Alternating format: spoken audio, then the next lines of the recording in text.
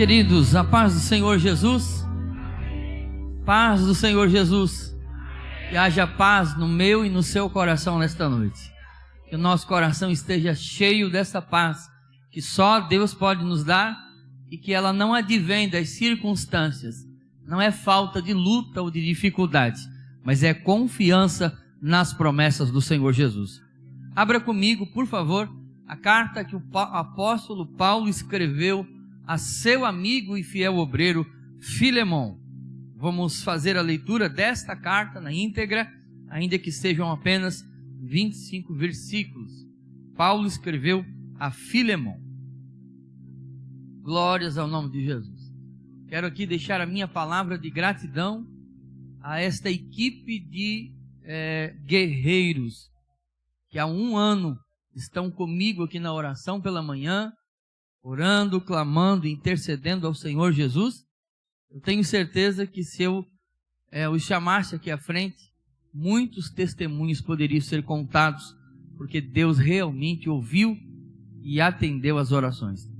Também quero deixar a minha palavra de gratidão a toda a igreja do Senhor que participou ativamente dos 7 dias de oração.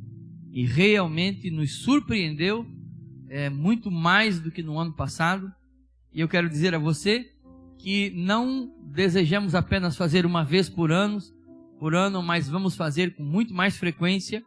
E queremos inclusive iniciar um grupo de oração também. Temos na manhã, iniciar um grupo da oração também na parte da noite, para que mais irmãos e irmãs possam participar. A oração não é um departamento e nem um evento.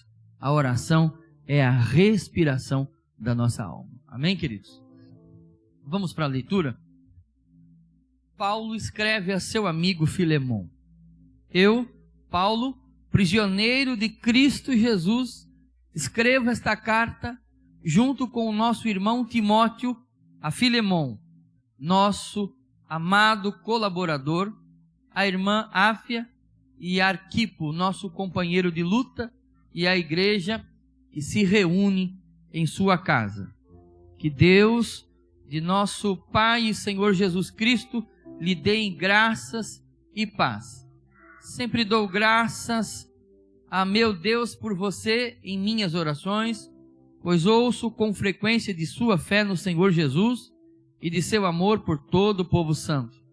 Oro para que você ponha em prática a comunhão que vem da fé, à medida que entender e experimentar todas as coisas boas que temos em Cristo. Seu amor, meu irmão, tem me dado muita alegria e conforto, pois sua bondade tem revigorado o coração do povo santo. Por isso, ainda que pudesse exigir em Cristo que você faça o que é certo, prefiro pedir com base no amor. Eu, Paulo, já velho e agora prisioneiro de Cristo Jesus, suplico que demonstre bondade a meu filho Onésimo. Tornei-me pai dele na fé, quando estava aqui na prisão. Onésimo não lhe foi de muita utilidade no passado, mas agora é muito útil para nós dois. Eu o envio de volta a você, e com ele vai o meu próprio coração. Gostaria de mantê-lo aqui comigo enquanto estou preso por anunciar as boas novas. Assim, ele me ajudaria em seu lugar. Mas eu em nada quis fazer sem o seu consentimento.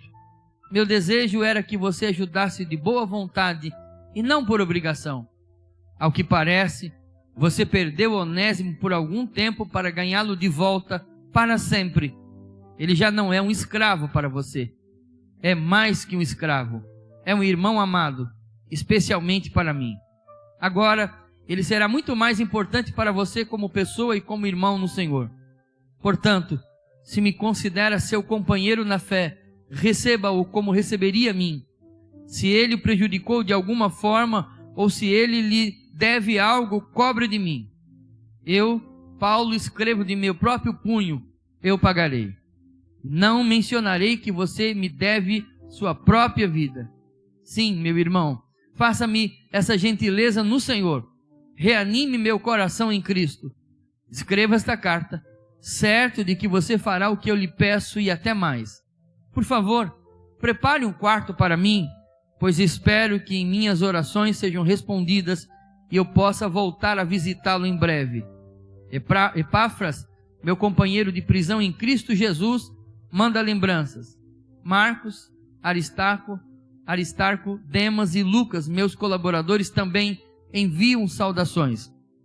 Que a graça de nosso Senhor Jesus Cristo esteja com o espírito de vocês. E a igreja diz, por favor, glorificando a Jesus, tome o seu lugar assentado.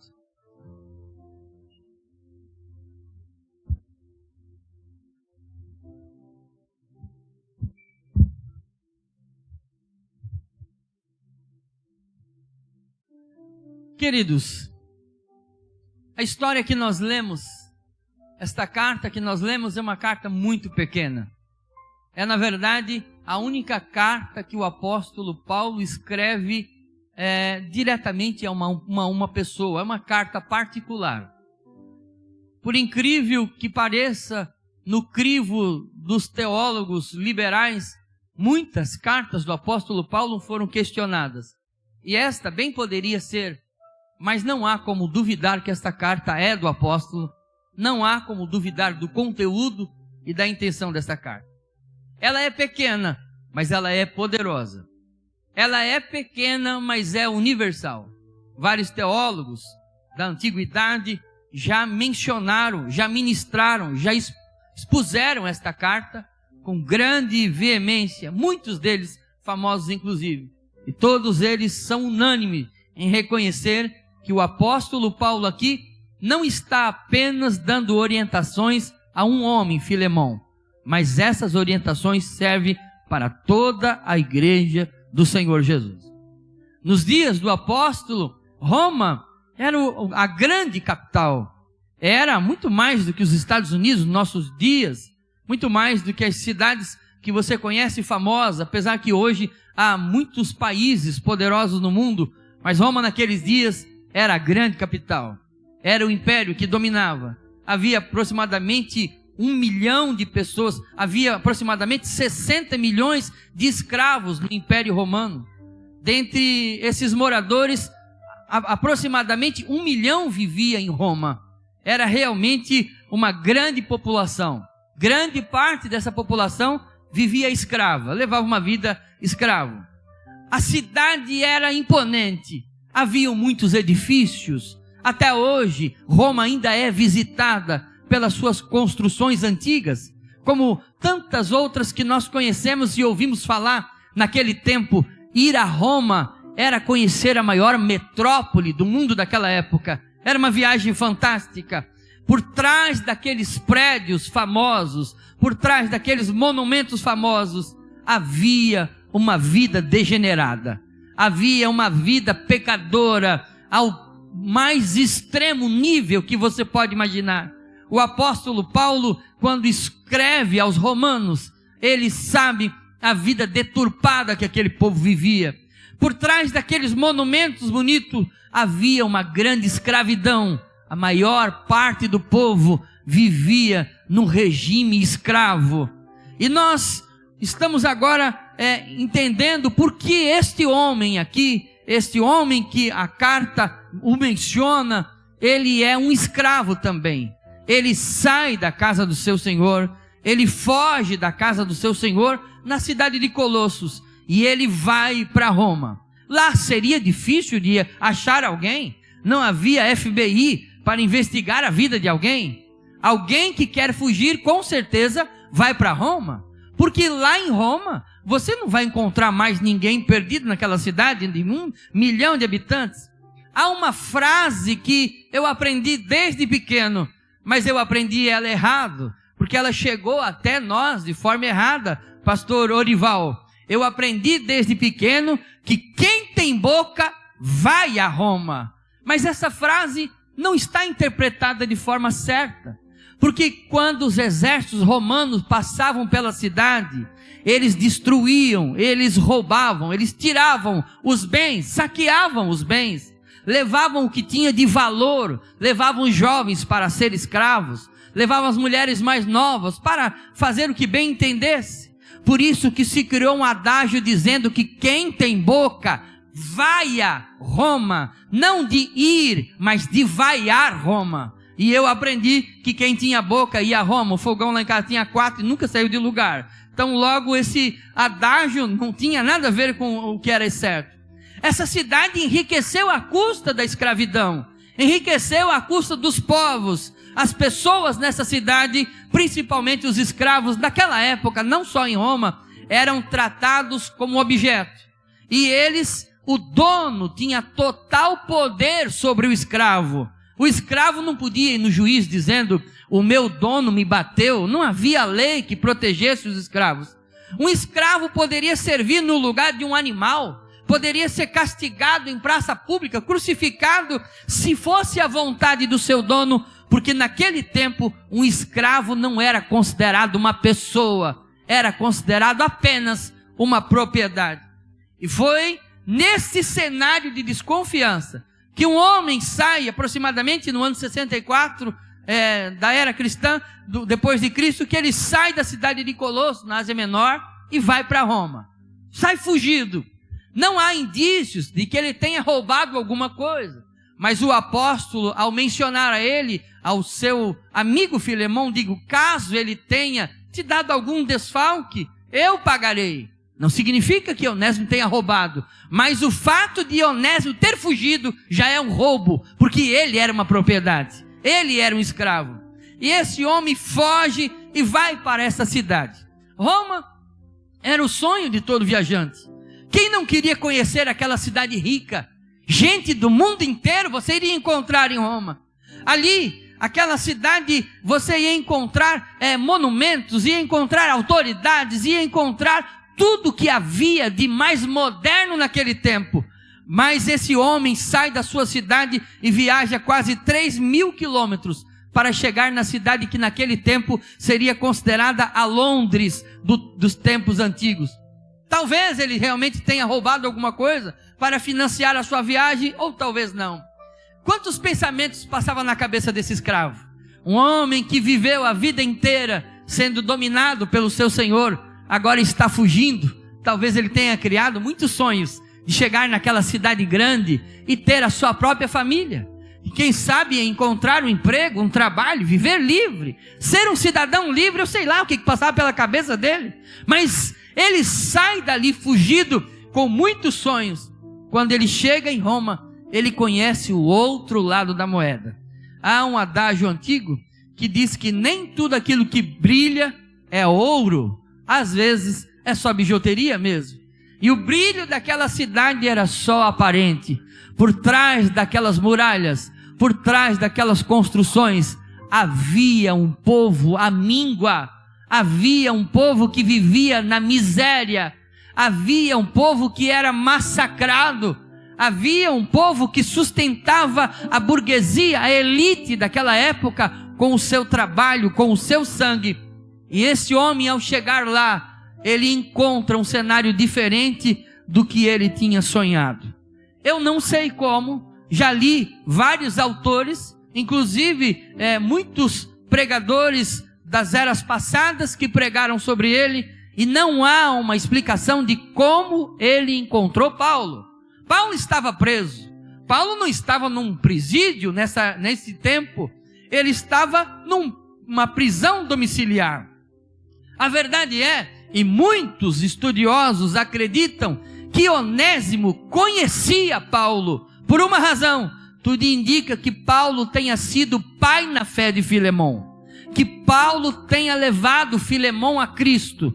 E uma vez que Onésimo era escravo de Filemão, então, obviamente, Onésimo conheceu a Paulo.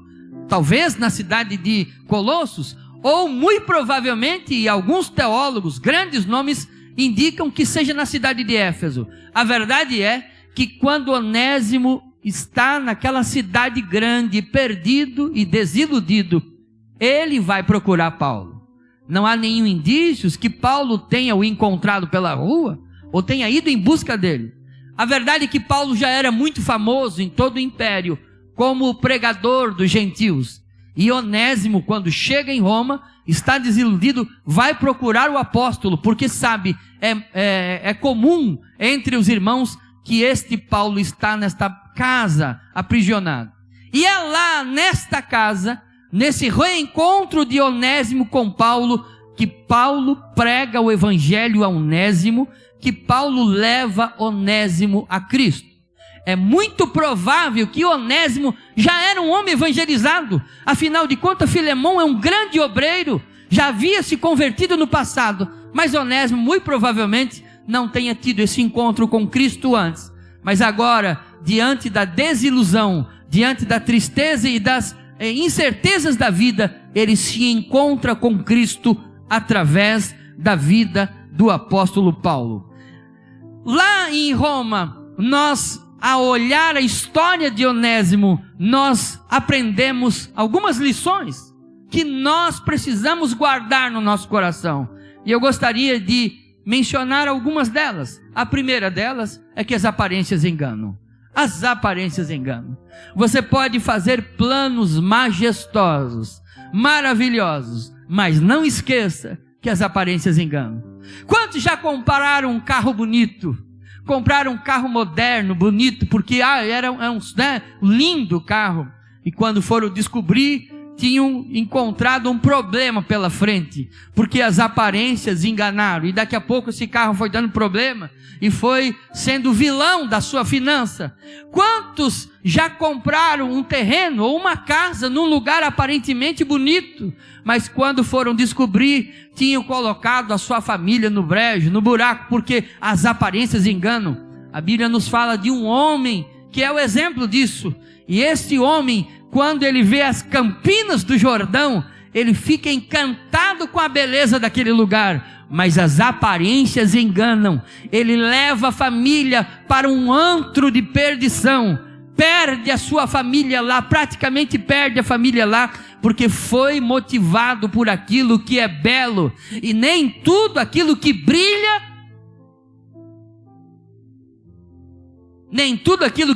é. Ora, meus irmãos, ninguém vai fazer veneno amargo, e muito menos feio, e jamais o diabo vai oferecer uma proposta para alguém que não seja no mínimo e de forma aparente bela e deliciosa, ainda que o fim seja de morte.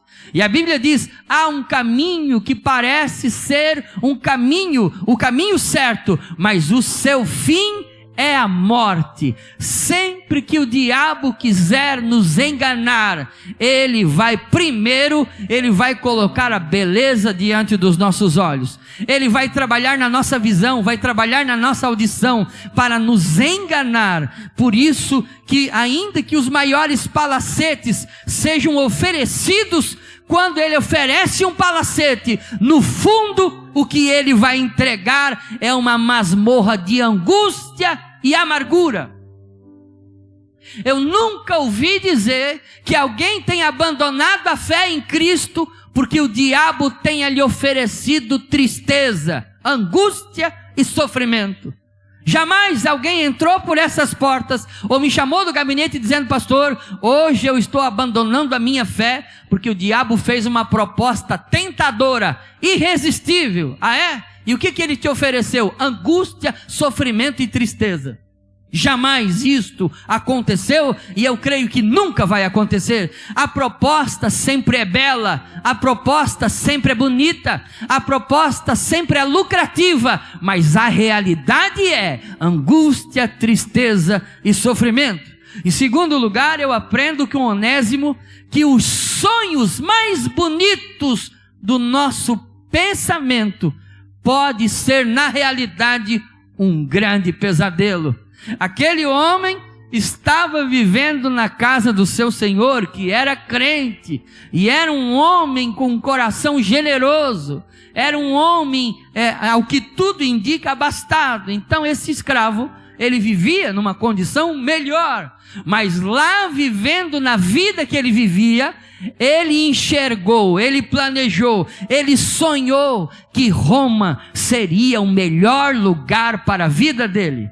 E eu quero dizer para você que o sonho daquele homem era, na verdade, o maior pesadelo da sua vida. Era o sofrimento que ele não queria para ninguém, mas ele estava sonhando. Eu quero dizer algo para alguém que chegou aqui nesta noite. Talvez você tenha vislumbrado um mundo de glória lá fora, de vitórias, de sucesso, de dinheiro, de lucratividade, de tantas coisas. E você olha aqui para dentro e diz: esse lugar é muito pequeno para mim, esse lugar é insignificante para mim, não tem alegria para mim. Lá sim, eu estou recebendo uma proposta generosa de ser famoso, de ser rico, de ser reconhecido mundialmente. Eu quero dizer para você que nem todo sonho que o homem sonha vem de Deus. Tem sonhos sim que vêm de Deus, mas tem sonhos que são o verdadeiro pesadelo para a sua vida. E nesta noite o Espírito de Deus te trouxe aqui para acordar deste sonho de turbulência, de vendaval e destruição, e dizer para você, assim um adágio popular dizia: é melhor um passarinho na mão do que dois voando. É melhor a bênção de Deus com aquilo que te limita, com aquilo que é o suficiente, com a bênção de Deus, do que com a fartura, com a ausência de Deus lá fora. Em terceiro lugar, que eu aprendo com Onésimo, é que a felicidade nem sempre está distante. E agora eu quero chamar a atenção para você. Nem todo mundo que entrou amargurado nesse lugar é infeliz. Nem todas as pessoas que estão aqui hoje, que se sentem angustiadas, são infelizes. Porque existem algumas questões que precisam ser analisadas. Existe um tipo de felicidade que é a felicidade inconsciente. Você é feliz e não sabe. O filho pródigo vivia num lar maravilhoso. Ele era feliz, maestro, mas não sabia. Sabe quando ele descobriu que ele era feliz? Quando ele estava numa terra longínqua, pastor Gessé, e tinha desperdiçado tudo. Ele era feliz aonde estava e não sabia. Muitas mulheres casadas descobriram que era feliz ao lado do homem que Deus colocou, quando o casamento se destruiu, foi desfeito. Muitos homens descobriram que a mulher ideal para a sua vida era aquela que ele estava vivendo, mas só foi descobrir isso quando o casamento se rompeu. Muitos jovens descobriram que a casa do pai era o abrigo perfeito para o seu desenvolvimento, mas só foram descobrir isso tarde demais. Quantos de nós fomos descobrir que os conselhos dos nossos pais eram o melhor caminho a seguir, quando recebemos a recompensa pelos nossos próprios caminhos? Há uma felicidade inconsciente, que se ela não for despertada no seu coração, vai te levar a fazer trocas horríveis, terríveis. Você vai trocar o certo pelo duvidoso, você vai trocar o moral pelo imoral, você vai trocar aquilo que te garante a vida eterna, o caminho da vida eterna, por as coisas que o mundo te oferece. Há uma felicidade na vida de quem serve a Deus. O problema é que nem sempre ela é consciente. Eu conversei um dia com uma senhora, e ela começou a conversar e começou a chorar. Nós estávamos numa festa, não fazia sentido, sentindo saudade dos filhos. E ela dizia: pastor, a minha vida hoje é um sofrimento. Os meus filhos estão todos casados, estão muito bem, mas eu sinto falta deles. Eles bagunçavam a casa, jogavam um carrinho pelo chão, eles faziam barulho dentro de casa, e eu me incomodava muito com isso. Isso para mim era uma tortura. Eu queria a casa arrumada. Ela falou: hoje eu tenho a casa arrumada, mas não tenho a alegria dos filhos. Ela era feliz e não sabia. O segundo tipo de felicidade é aquela que é consciente. E esta é a maior felicidade que o ser humano pode ter na vida. é quando você é feliz e sabe que é feliz. É quando você pega o pão na mesa junto com os seus filhinhos, seja muito ou seja pouco, seja com margarina ou seja com outro ingrediente, mas você olha, levanta o pão aos céus, olha para aquelas criaturinhas que estão ali, olha para sua família e diz: eu te dou graças, Senhor, porque tu tens sustentado a minha casa com a tua bondade e a tua generosidade. A felicidade é consciente, é quando você tem que dar ordem para eles arrumar o carrinho e dar aquela palavra dura para eles tomar uma atitude, mas lá no fundo você está dando glória a Deus pela vida dos seus filhos, pela saúde dos seus filhos que estão brincando, estão ali adorando a Deus com a sua existência. A infelicidade também não é diferente. Existe um tipo de infelicidade que ainda não é a pior que existe, que é a infelicidade inconsciente. Eu digo que esta infelicidade inconsciente é a pior de todas. É quando a pessoa não é feliz e não sabe. E aí ela coloca a culpa no universo inteiro e não consegue reconhecer o seu problema. É quando ela acha que está bem, mas não está. É quando ela acha que a vida vai bem e não vai. A pessoa que é infeliz e inconsciente, ela tem alguns momentos bons e leva uma vida triste, sem Deus, sem Jesus. E por último, a infelicidade consciente é quando o ser humano chega à consciência que está lhe faltando algo na vida e muito graciosamente quando ele encontra essa resposta que o que está lhe faltando é Jesus. Em quarto lugar, eu aprendo com Onésimo que liberdade foge dos nossos conceitos. Porque Onésimo, quando estava na casa do seu senhor, era escravo, mas era livre. Presbítero irmão Jorge, era escravo, mas era livre, porque o seu senhor era um homem gracioso que lhe dava liberdade. Há registros na história que este homem tinha um grau de liberdade muito grande na casa de seu senhor. Óbvio que ele não podia fazer tudo o que quisesse. Ele era escravo, mas era livre. Só que agora em Roma, ele é livre, mas é escravo. Escravo do pecado, escravo da angústia, escravo da incerteza. Quando ele encontra-se com Paulo, o pregador, ele recebe a Cristo como Salvador. Agora ele entende o que é de fato ser livre. Porque quem está livre sem Cristo, na verdade está preso. Quem está preso com Cristo, na verdade está livre. Porque as algemas podem amarrar as suas mãos, mas não consegue prender o seu coração e a sua alma. A prisão com Cristo é a liberdade. A liberdade sem Cristo é a prisão. Se você encontrar na saída agora da igreja um mendigo, um andarilho, você estará encontrando uma das pessoas mais livres dessa sociedade. Sinceramente, nem empresário não tem tanta liberdade quanto aquele homem. Um andarilho, ele dorme a hora que ele quer e acorda a hora que ele quer. Um andarilho não tem horário para comer, não tem cartão para bater, não tem horário que ele tenha que trabalhar. Ele faz o que ele quiser na hora que ele quiser. E ele tem toda a liberdade do mundo. E se você chegar para ele e perguntar: você é uma pessoa feliz? Você vai ouvir uma história de tristeza, sofrimento e dor. Sabe por quê? Porque aparentemente ele é livre, mas na verdade ele está preso. Preso pelas angústias, pelas amarguras. Alguém que serve a Deus aparentemente está preso. Quando você encontra uma pessoa que não crê no Senhor Jesus, ela vai dizer: você é assim? Você não faz isso? Não faço isso. Por quê? Que não agrada ao meu Senhor. Meu Deus, que vida, que prisão. Não, eu sou livre. Não, você é preso, eu é que sou livre. Não, sabe por que eu sou livre? Porque Cristo me libertou, me deu a liberdade, e eu faço isso, não porque estou amarrado, mas porque Ele me deu a liberdade de fazer. Há um conceito na filosofia sobre liberdade que é complexo demais, porque ele parece um paradoxo. presbítero irmão Silvio, ele diz o seguinte, que livre é todo aquele que consegue fazer aquilo que não quer fazer. É complexo demais.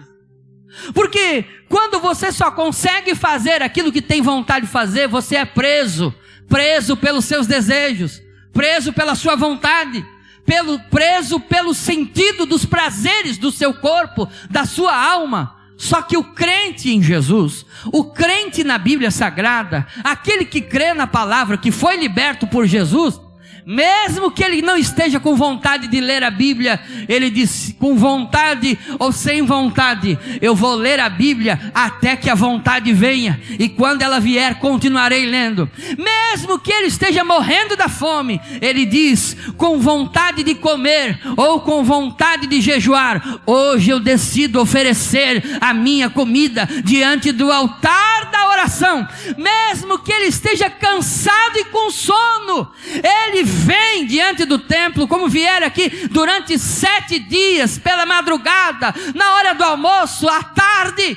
Eu concluo que somente alguém que é liberto pelo sangue de Jesus consegue vencer as suas vontades, os seus desejos, e adorar e exaltar a Senhor Jesus com a sua vida. Então, aquele que está livre sem Cristo está preso, mas o que está preso com Cristo está livre.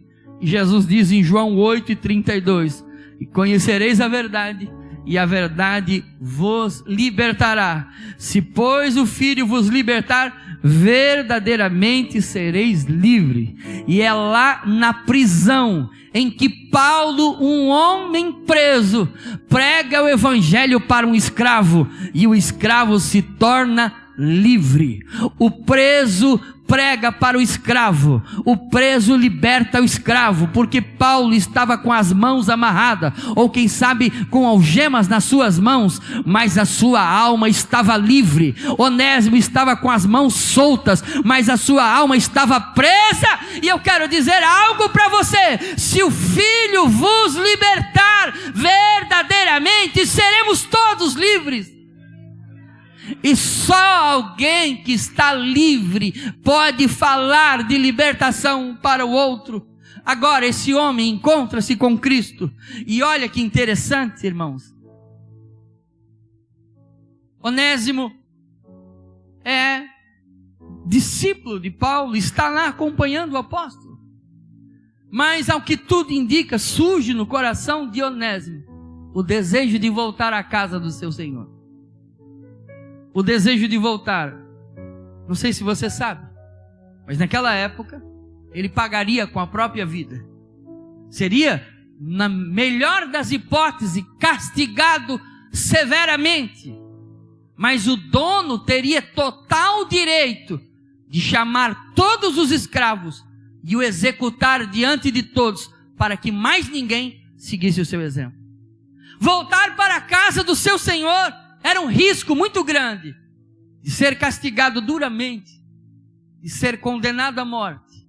Mas há algo lá dentro do coração dele dizendo: volta, volta, volta para a casa da onde você saiu. Volta para o lugar da onde você saiu. Paulo precisa de um homem para levar uma carta para a igreja de Colossos. E este homem precisa levar essa carta até lá. Onésimo está ali. Onésimo veio de Colossos para Roma. E é claro, agora eu faço aqui uma imaginação, porque o texto não diz. Mas quando Paulo precisa que alguém leve a carta, o Onésimo está disposto a voltar para Colossos, para entregar a carta na mão dos líderes da igreja, e também voltar para a casa do seu Senhor. Paulo então escreve uma segunda carta. A segunda carta não é destinada ao líder da igreja em Colossenses, mas sim em Colossos, mas sim a Filemão. E foi essa carta maravilhosa que nós lemos. Na carta, o apóstolo Paulo, ele o cumprimenta, Filemão, relembra o momento que eles estiveram juntos, e muito provavelmente trabalharam juntos. Também fala que há uma igreja na casa de Filemão, e que esse homem é muito conhecido, ele, a sua esposa. Há um obreiro que está lá pastoreando, que talvez nesse momento não esteja, e agora ele fala para Filemão dizendo: eu estou te devolvendo o teu escravo, não como escravo, mas como teu irmão, porque agora eu o gerei em Cristo nas minhas prisões. Recebe-o como se estivesse recebendo a mim mesmo. Se ele te deve alguma coisa, põe na conta, que quando eu for na tua casa, eu te pagarei. Onésimo retorna para a sua cidade Colossos, entrega a carta do apóstolo Paulo aos Colossenses para os líderes da igreja, e pega essa minúscula carta e vai à casa de Filemão, aonde ele havia saído, entrega a carta a Filemão, que o lê, e a partir daí a história toma um novo destino, um novo rumo. A história de Onésimo muda totalmente a partir das palavras do apóstolo Paulo ao coração de Filemão. Fique de pé, por favor, irmão.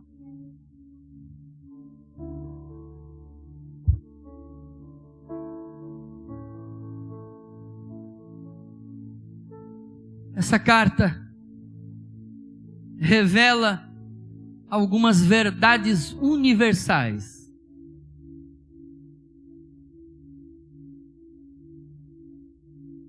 E a primeira delas é que em Cristo não há acepção de pessoa. Todos são igualmente livres. Você não entendeu? Cristo Jesus derruba a barreira da segregação racial. Cristo Jesus derruba a barreira das divergências sociais. Em Cristo não há negro ou branco, pobre ou rico, sábio e ignorante. Em Cristo não há fortes e fracos.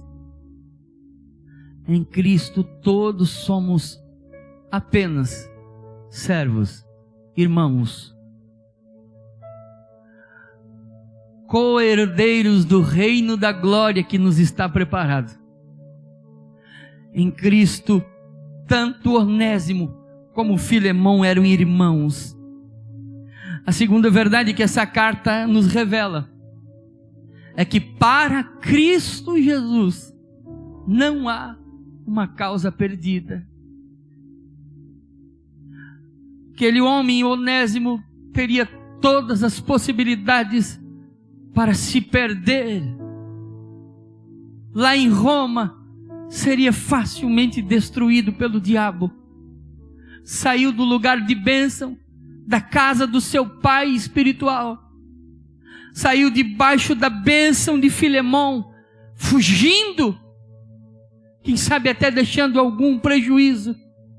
Mas lá onde ele estava, ainda que todas as possibilidades na vida daquele homem estavam escassas, Deus mostrou que lá em Roma, Deus estava cuidando de Onésimo, e que para Deus não há causa perdido. Não há ninguém que esteja tão perdido que não possa ser achado pelo Senhor Jesus Cristo. Não há ninguém que, por mais que esteja com os pés no limiar do inferno, não possa adentrar as portas celestiais. Não há ninguém que esteja tão enterrado no pecado que não possa desfrutar da obra regeneradora do Espírito Santo. Em terceiro lugar, esse texto também mostra que para Cristo não há nenhuma barreira intransponível. Talvez houvesse entre a casa de Onésimo e Roma 3.000 quilômetros, uma distância que não se poderia alcançar tão facilmente, principalmente naquela época. Mas o Deus de Filemão estava a 3 mil quilômetros de distância, trabalhando no coração daquele servo, trabalhando na vida daquele homem, operando na vida daquele homem. E se Filemão estava orando por Onésimo, as suas orações, ainda que ele não estava vendo, estavam sendo respondidas. O que Deus diz para mim? Diz para eu continuar orando. Diz para nós continuarmos orando. Diz que nós não devemos abandonar ninguém. Diz que o nosso coração deve se ocupar na esperança em Deus, porque esse Deus não perde ninguém. Jesus disse: todos aqueles que o Pai me deu, de maneira nenhuma lançarei fora. Não perdi nenhum. Cristo vai ao encontro, Cristo vai à procura, o Espírito de Deus vai ao encontro desta pessoa que você está orando. Continue orando pela vida dela, continue intercedendo. E você vai dizer: pastor, mas eu não vejo melhora. Filemão também não via, ele não estava vendo, mas Deus estava trabalhando. O braço de Filemão não alcançava, as cordas de Filemão não alcançavam, mas o braço poderoso do Senhor estava trabalhando naquela vida. Pastor, esta pessoa está totalmente perdida e não há mais a mínima possibilidade. Onésimo também estava totalmente perdido, mas não há caso que Jesus não possa transformar. Não há ninguém que seja difícil demais que Jesus não possa transformar.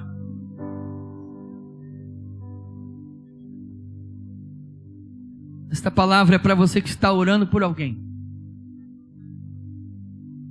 Continue orando. Continue orando. A oração não vai ficar só nesses 7 dias, não. Continue orando. Oração é a identidade da igreja, irmão. Igreja que não ora não tem identidade. É só uma reunião. É só um povo. Igreja ora. Igreja ora. Porque aquilo que eu não posso fazer, Deus pode. Aonde o seu braço não alcança, o de Deus vai. Aquilo que as suas palavras não convencem, o Espírito Santo convence do pecado, da justiça e do juízo.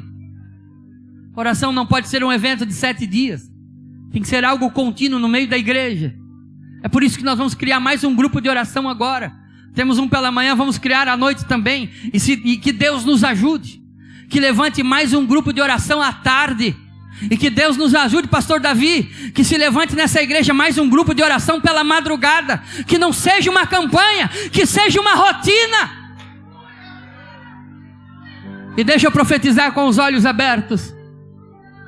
Quando a maior atividade desta igreja não seja eventos, não for eventos, mas for a oração, centenas de pessoas entrarão por essas portas e cairão de joelhos diante da mão poderosa do Senhor. Você vai ver coisas que os seus olhos nunca imaginou que pudesse ver. Você vai sentir aquilo que nunca sentiu. E esta igreja vai viver aquilo que jamais imaginou.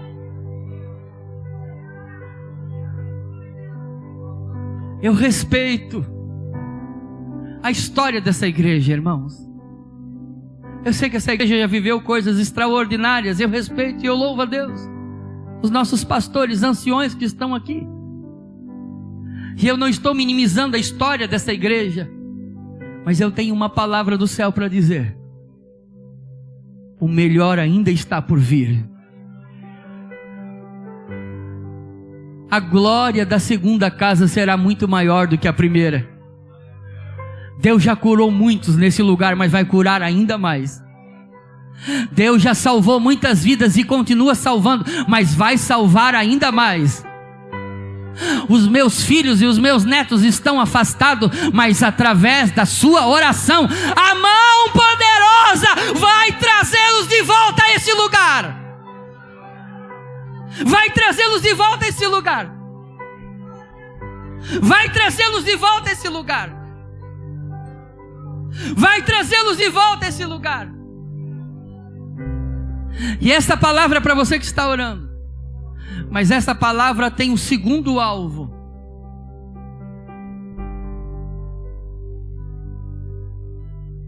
Esta palavra é para você, Onésimo.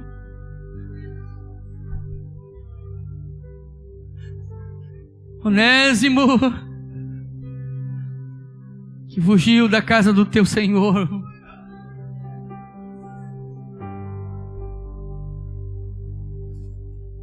Que anda à procura de felicidade, Onésimo.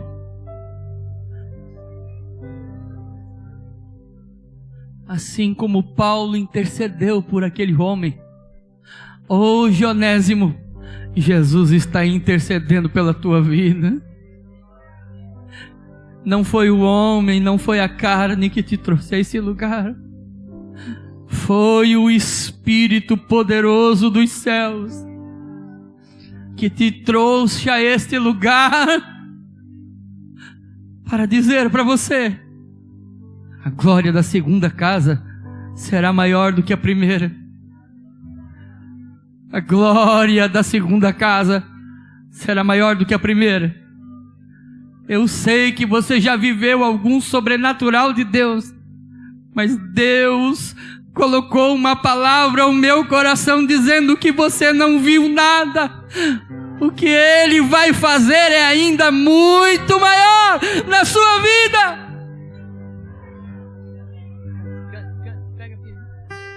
Feche os seus olhos.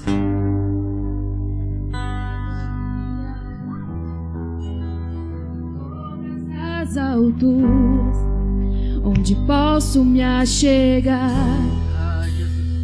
em tua justiça e pela minha vida, Jesus. Aleluia. Esse é o teu sangue.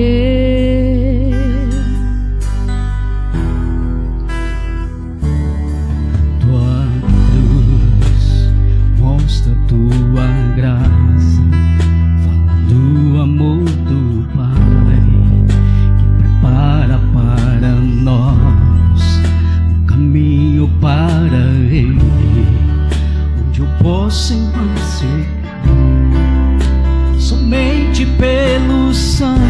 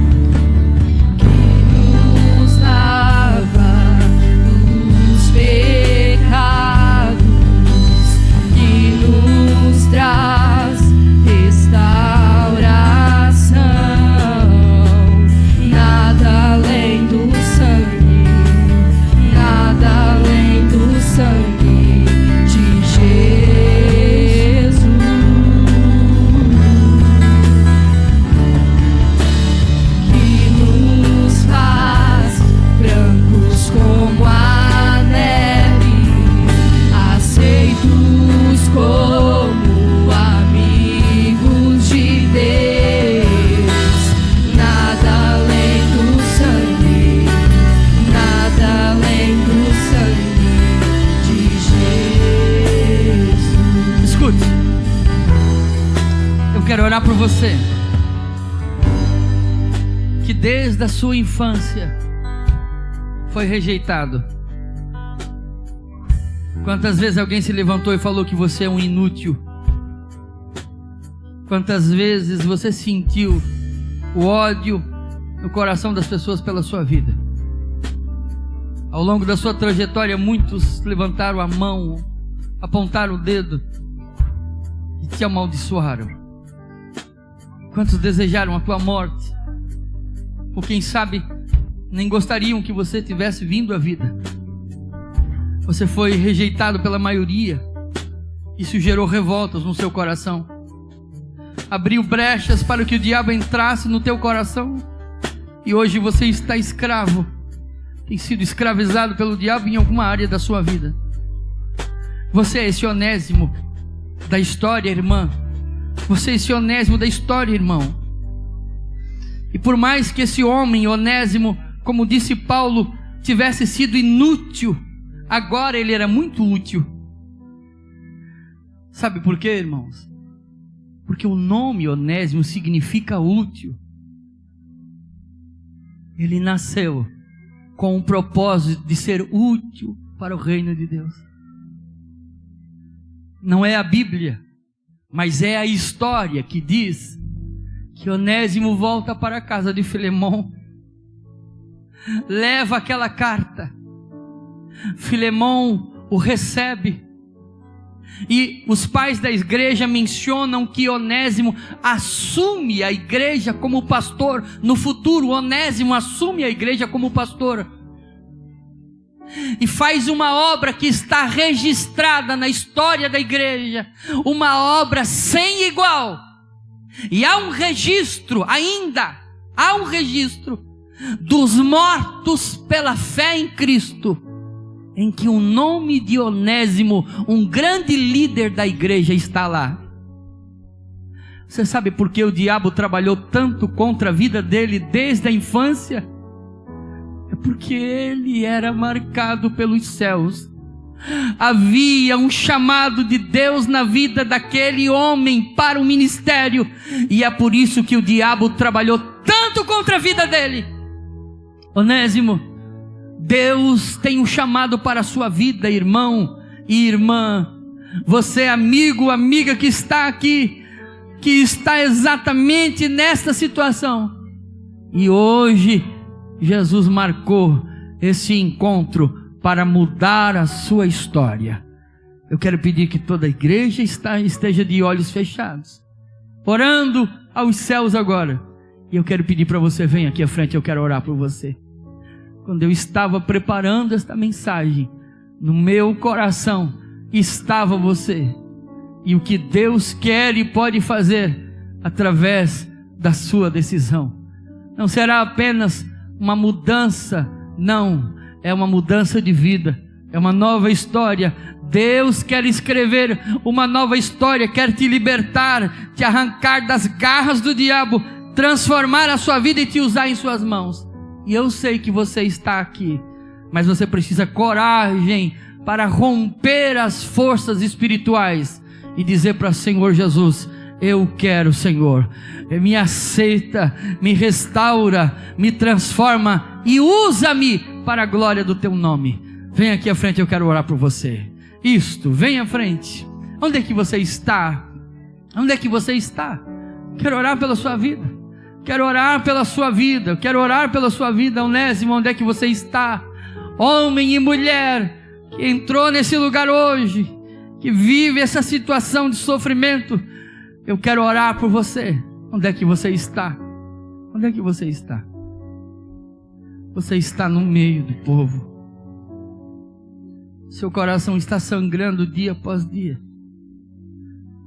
Hoje o Senhor te chama, dizendo: eu te dou a oportunidade de mudar. Vem à frente, Onésimo. É com você que Deus está falando. Com você que Deus está falando. Com você que Deus está falando. Tome uma atitude. Decida-se pelo Senhor Jesus. Vem aqui à frente, eu quero orar por você. Tem alguém que quer se reconciliar com Cristo? Tem? Pastor, estou afastado do caminho do Senhor. Tem alguém? Levante a sua mão, eu quero orar por você. Tem alguém que quer se encontrar hoje, quero entregar a minha vida a Jesus? Tem alguém que não é evangélico, mas hoje quer entregar a vida para Cristo? Levante a sua mão, eu quero orar por você. Tem? Vem cá na frente, vem aqui. Glórias ao nome de Jesus, vem aqui.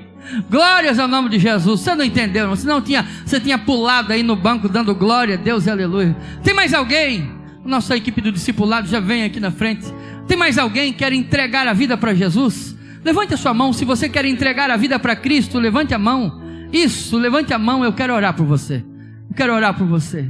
Eu quero orar por você. Glórias ao nome de Jesus. Estenda as mãos para cá.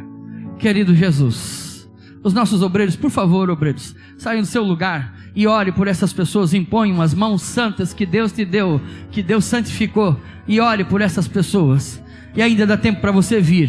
Querido Jesus, querido Jesus, querido Jesus, querido Jesus, querido Jesus, querido Jesus, querido Jesus, querido Jesus, querido Jesus, querido Jesus, querido Jesus, olha para essas vidas.